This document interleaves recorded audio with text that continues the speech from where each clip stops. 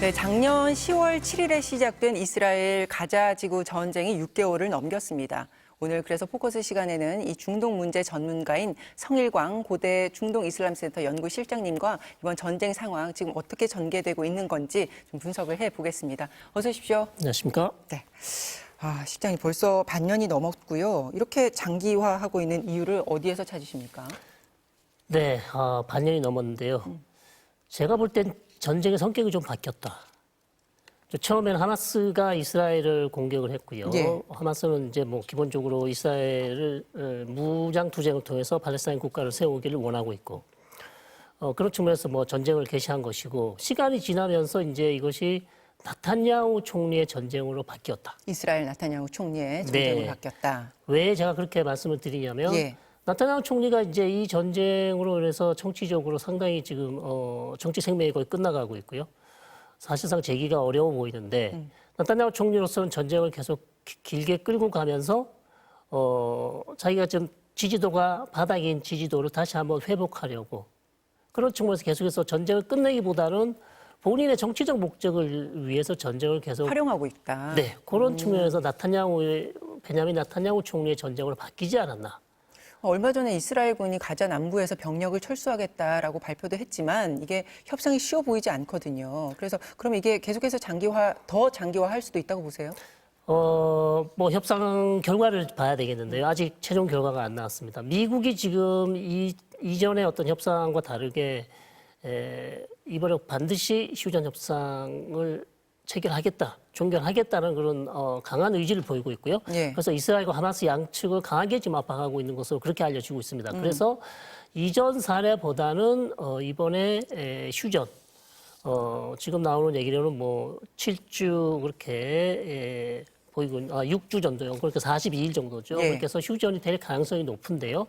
최신 지금 방금 제가 들어오기 전에 본 뉴스로는 내일 저녁 한국 시간으로 내일 저녁쯤 돼야 하마스가 미국과 이스라엘이 제안한 그 협상안에 대해서 최종 답변을 할 것이다. 예. 그런데 현재로서는 그렇게 뭐 긍정적인 것 같지는 않습니다. 그러나 최종 답변을 하겠다. 이렇게 하마스가 입장을 밝힌 바 있습니다. 그러니까 이 배후에 있는 지금 미국의 입장이 굉장히 주목이 되는 상황인 건데 미국은 휴전을 압박하고 있지 않습니까? 결정적으로 어떤 이유, 직접적인 이유를 뭐라고 봐야 됩니까? 미국으로도 이제 사실 미국뿐만 아니라 전 세계가 지금 가자지구 전쟁 때문에 이제 피로감이 극도로 지금 피로감이 많은 상황이고요. 사실상 전쟁을 미국은 빨리 끝내고 싶어 했지만 네. 나타냐후 총리 그다음에 이스라엘의 입장 이런 것들이 사실상 바이든 대통령이 원하는 방향으로 되지 않았습니다. 나타냐후 총리가 사실상 바이든 대통령의 제안을 거절한 것과 마찬가지고요.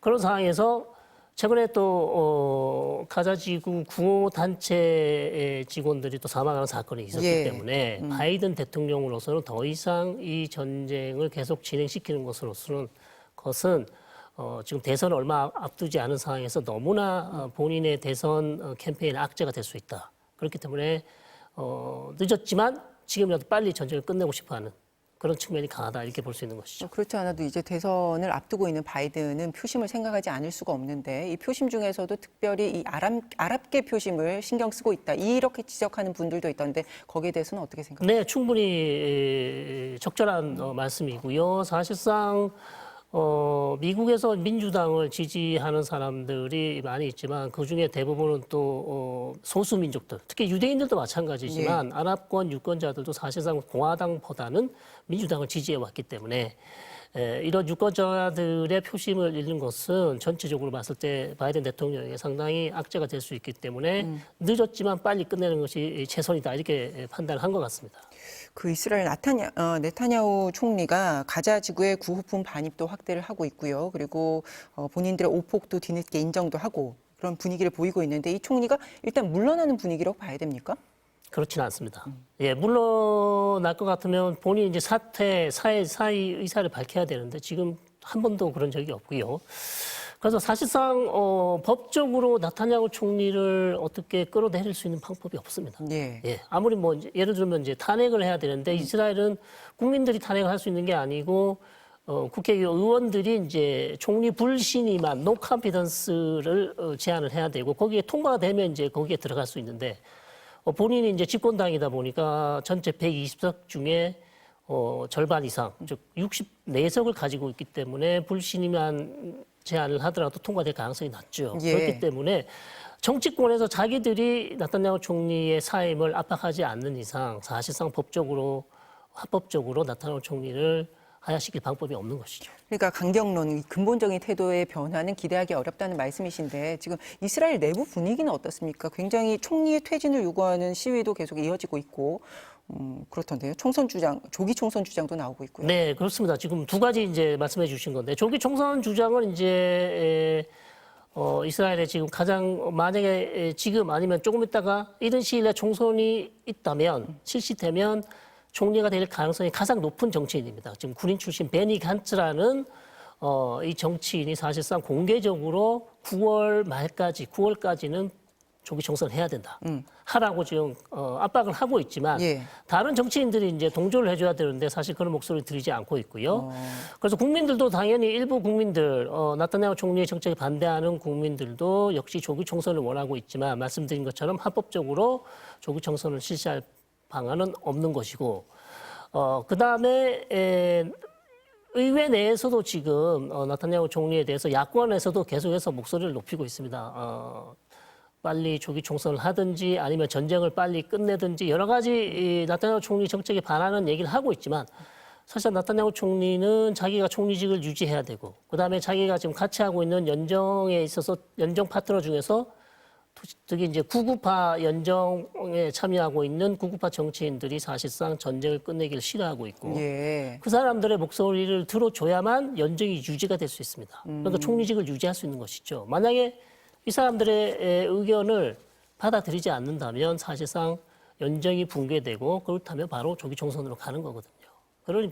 그렇기 때문에 나타나는 총리는 계속해서 아주 소수의 그 지금 구구파 정치인들의 목소리를 계속 대변하는 그런 상황이라고 볼 수 있겠습니다. 더 걱정인 건 전쟁 확대 우려지 않습니까? 이스라엘이 지난 1일에요. 시리아에 있는 이란 영사관을 폭격하면서 이란이 보복을 아예 공개적으로 거론을 하고 있습니다. 이 대사관을 공격하는 거 굉장히 무리수로 보였는데 어떤 이유였죠? 네, 정확하게는 이제 대사관 옆에 있는 영사관 건물이라고 얘기를 하고 있고요. 네. 또 이스라엘 측은 또 그게 뭐 정확하게 공식적인 영사관 건물이 아니다. 그냥 혁명수비대, 이란의 혁명수비대가 사용하는 안가였다. 이제 이렇게 주장을 하고 있습니다만 뭐 그것은 그렇게 중요해 보이지 않고요. 예. 문제는 이제 공식적인 영사관 건물을 이스라엘이 공습했다는 것. 그것이 이제 주는 함의는 결국 이스라엘이 이란의 공식적인 건물을 공습하면서 시리아를 관할하고 있는 가장 최고위급 지금 혁명수비대 장군을 암살을 했습니다. 예. 이것은 2020년 사망한 커셈 솔레이마니 혁명수비대 엘리트 부대죠. 고도스 부대의 총사령관 이후에 가장 높은 최고위급이거든요.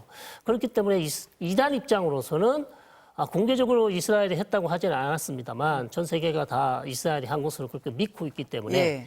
여기에 대한 보복 공격을 하지 않는다면 국내 정치적으로 상당히 어려운 상황이 될 수 있고요. 많은 지금 비판들이 이란 내에서도 SNS를 통해서 나오고 있습니다. 왜 말만 하고 한 번도 보복을 제대로 하지 않느냐. 예. 그런 측면에서 이란 정부는 이제 압박을 받고 있는 거죠. 그래서 이란과 이스라엘의 갈등이 최고조에 이르고 있다 이렇게들 지금 보고 있는데 그럼 이란이 보복에 나선다면 그 시점과 수위는 어떻게 예상할 수 있을까요?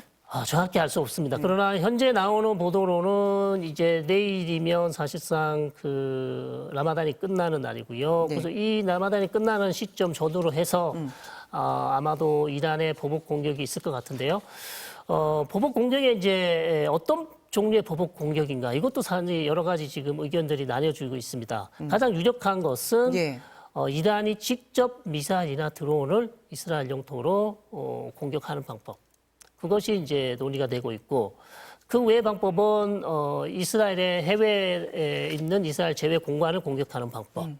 그다음에 이란이 키우고 있는 이스라엘 주변에 있는 대리 조직, 즉 헤즈볼라나 다른 단체들을 이용해서 직접적으로 이스라엘을 총공격을 하는 방법. 뭐 이런 방법이 있습니다만 현재 가장 유력한 방식은 이란이 직접 공격하는 방식이 될 것이라는 분석이 가장 설득력을 얻고 있다. 이렇게 말씀드릴 수 있습니다.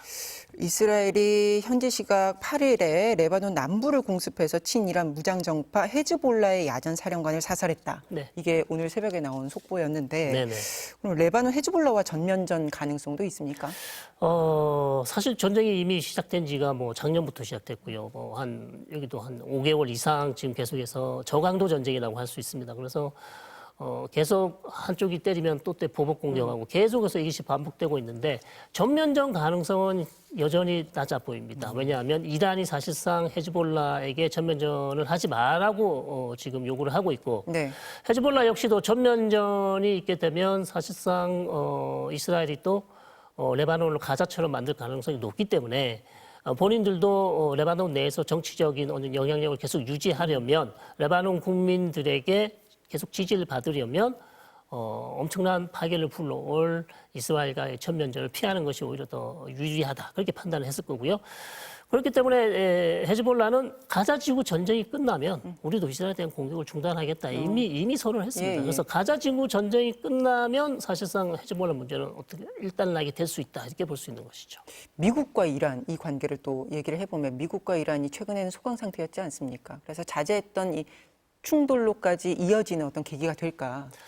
상당히 이제 그것이 가장 지금 우려되는 이슈 중에 문제 예. 중에 하나입니다. 그래서 결국 이란이 이스라엘을 보복 공격하면 그 피해 수위가 어느 정도인가? 예를 들어서 다수의 민간인 피해자가 발생한다. 그렇게 되면 이스라엘이 보복 공격할 가능성이 상당히 높습니다. 예. 예. 그러나 반대로 그냥 건물이 좀 파괴된다거나 시설이 파괴되는 정도로 그다음에 인명 피해도 그렇게 많지 않다. 이렇게 되면 이스라엘이 다시 이란을 보복 공격할 가능성은 낮아 보입니다. 그러나 이란의 보복이 이스라엘에 심대한 피해를 끼쳤을 때, 네. 그다음에 이스라엘이 거기에 대한 또 보복 공격을 했을 때 이란은 또 어떻게 할 것인가. 그래서 계속해서 이 폭력의 악순환이 계속되면 결국 미국이 이번 이란과 이스라엘의 지금 무력 충돌에 개입할 가능성이 있고요. 특히 이스라엘이 엄청난 피해를 받아서 사실상 이란의 어떤 탄도미사일 공격에 아주 국가 기관 시설이 완전히 망가진다거나 수십 명 아니면 100명 이렇게 민간인이 사망하게 된다면 네. 사실상 미국이 가만히 있을 수 없는 상황이 될 것이다. 그렇게 보는 것이죠. 그 미국의 이스라엘에 대한 태도를 좀 보면 최근에 개전 이후에 최대 규모 무기 판매 계획하고 있다 이런 보도가 나왔던데요. 네. 그러면 이스라엘의 정책에 대해서 재고할 가능성, 미국이 재고할 가능성 어떻게 보십니까? 네, 그것이 지금 사실상 이제 문제가 되고 있는 것이죠. 말은 계속해서 전쟁을 중단하라. 이스라엘을 계속 압박하고 있지만 전쟁 중단을 원한다고 얘기는 하고 있지만 뒤로는 또 이스라엘에게 엄청난 지금 무기를 제공하고 있고요. 예. 그런 측면에서 이제 비판을 받고 있는데 또 한편으로는 이 무기 계획은 사실상 미국과 이스라엘이 한 10년마다 이런 무기 계약을 합니다. 그래서 이전에 이미 계약이 돼 있던 것을 지금 시점이 무기를 이스라엘에 제공해야 되는 시점이다. 일부 무기는 그렇게 해서 전달해야 될 수밖에 없는 상황이다. 그렇게 시점이 딱 맞아떨어진 것이고 네. 그렇기 때문에 그렇게 이제 문제될 것이 없다고 이제 얘기하는 분석하는 사람들도 있긴 하지만 예.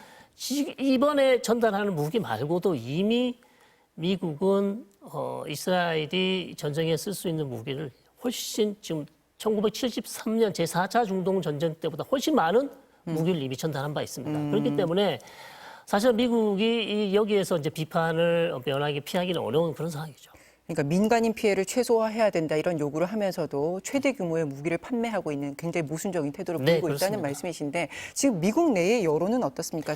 전쟁을 중단해야 된다는 요구가 굉장히 높은 것 같습니다. 네, 그렇습니다. 사실상 미국 내 여론도 지금 좋지 않습니다. 사실 전쟁이 너무 오래됐고요. 예. 피로감이 너무 심하고 특히 이제 전통적으로 이스라엘을 지지해 왔던 미국에 있는 민주당의 고위급 지도자들도 네. 사실상 지금 나타냐후 총리의 어떤 이런 전쟁을 빨리 종결시키지 않는 그다음에 전쟁 중단 휴전 협상에서 어떤 진지함을 보이지 않는 이런 점에 대해서 상당히 비판적인 시각을 보이고 있고요. 특히 척 슈머 의원이라든지 아니면 낸시 펠로시라는 아주 거물 정치인들도 사실상 이스라엘에 대해서 공개적으로 안 된다. 전쟁을 빨리 중단해야 된다. 네. 그리고 일부 30여 명의 의원들이 연판장을 돌려서 빨리 이스라엘 전쟁을 중단시켜야 되고 이스라엘에 대한 무기 지원 사실상 하지 말아야 된다라는 그런 지금 분위기로 알려져 있습니다. 그럼에도 불구하고 이제 미국의 이 이스라엘 우호 정책 배경에는 유대계가 있다는 걸로 봐야 될까요? 네, 그렇습니다. 사실상 왜 미국이 이렇게 역사적으로 이스라엘이라는 국가에 대해서 이렇게 우호적인 정책을 펼치고 있는가? 가장 중요한 뭐 여러 가지가 있겠습니다만 역시 미국 내에 있는 여러 뭐 로비 단체들이 있지 않습니까? 그 중에서 가장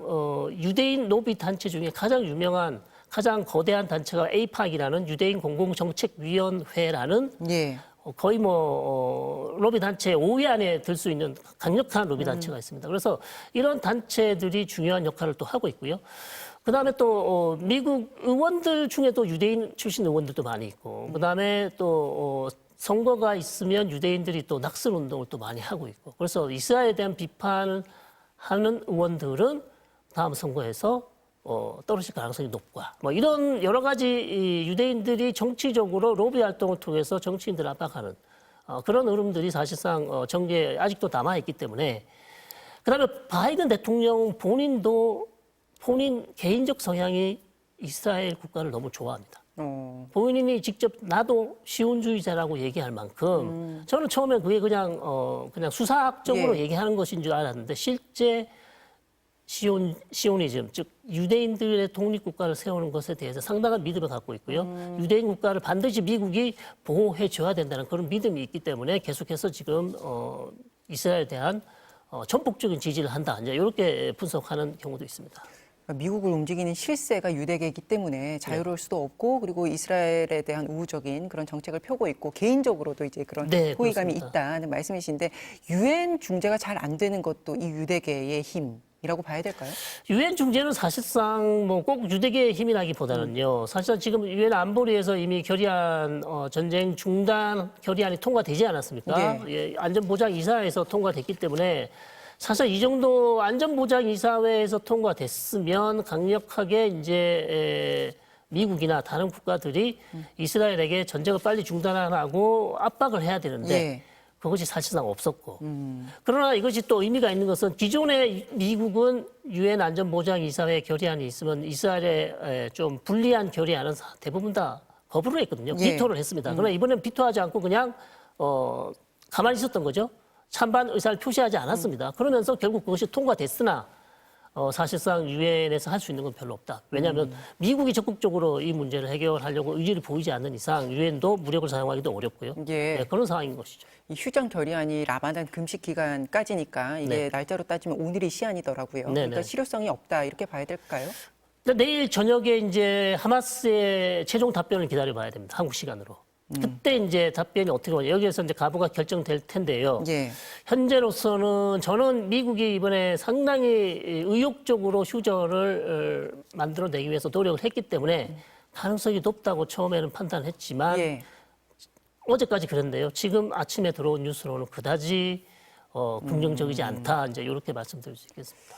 이 중요한 게 전쟁의 희생자가 늘고 있다는 부분인데 팔레스타인 희생자가 이미 3만 3천 명이고 네. 하루에 180명 꼴이던데 네네. 그 부분이 제일 걱정입니다. 네, 심각한 문제죠. 사실상 이스라엘이 아무리 국제사회에서 이제 변명을 하고 우리가 민간인 피해를 최소화하기 위해서 모든 노력을 다한다고 얘기를 하고 있지만 이미 뭐 3만 명이 넘었고요. 이스라엘 피해 사망자가 뭐 1,500명이라고 한다면 예. 뭐 수십 배 이상이 넘지 않습니까, 지금. 그렇기 때문에 이스라엘이 저는 빨리 이 전쟁을 사실상 가자 지구에서 군인들이 이스라엘 병력이 다 빠졌거든요. 일부만 남아 있는 상황에서 예. 전쟁을 빨리 종결하고 그다음에 이스라엘 인질들도 지금 하마스에 잡혀 있지 않습니까? 130여 명이 잡혀 있습니다. 빨리 인질 구출하는 것이 이스라엘로서는 최선책이다. 저는 그렇게 생각합니다. 오늘 오전에 보니까 네타냐후가 공격 일정을 구체적으로 잡았다 이런 강행 의지를 밝힌 보도가 있던데 이스라엘군이 이 피난민들이 몰려있는 라파에서 지상전을 감행할 가능성 어떻게 보십니까? 저는 낮다고 봅니다. 낮다고 보십니까? 낮다고 예. 봅니다. 이 나타냐후 총리는 지금 그런 말을 계속하는 이유는 예. 아까 말씀드린 것처럼 자기 연정 내에 있는 구구파들의 의견을 대변하기 위해서 그 사람들에게 내가 열심히 하고 있다. 포기하지 않았다는 점을 과시하기 위해서 계속해서 그런 얘기를 하고 있지만 이미 병력이 다 빠진 상태고요. 미국이 절대 반대하고 있습니다. 저 150만 정도, 130만 정도의 난민들이 거기 지금 집중해 있는데 거기서 전면전을 한다면 엄청난 민간 피해자가 또 발생할 것이기 때문에 만약에 작전을 한다면 전면전은 아니고요.